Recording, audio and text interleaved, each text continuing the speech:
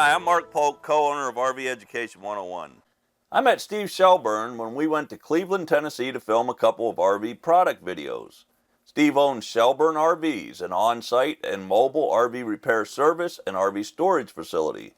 In addition to repairing RVs, Steve specializes in rebuilding and refurbishing RV refrigerators. What I found really unique is what Steve refers to as an Amish refrigerator.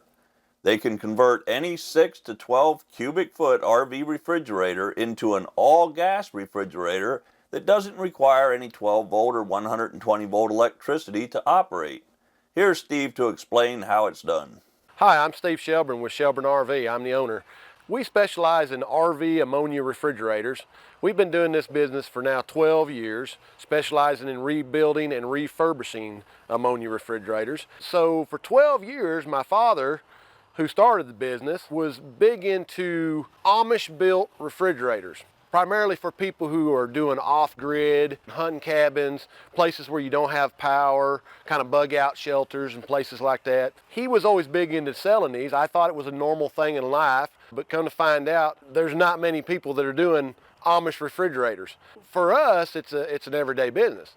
What makes an Amish refrigerator is obviously taking an ammonia refrigerator, taking all of the electrical components off it, the 110 volt, the 12 volt, and then converting it over into a mechanical gas operated ammonia refrigerator where it runs only on propane. So as long as you have a propane tank hooked to this unit, it will keep your groceries nice and cold. Obviously it has the adjustment where you can adjust the temperature that's set up in there. This capillary tube actually is run up inside the refrigerator to sense when the burner needs to come on and off. Now obviously once you light this and the flame is going, as long as it has propane, it's going to cool. The flame is adjusted by the capillary tube and the valve on the inside, so the flame will obviously rise and lower depending on the demand of cold that you want inside the refrigerator.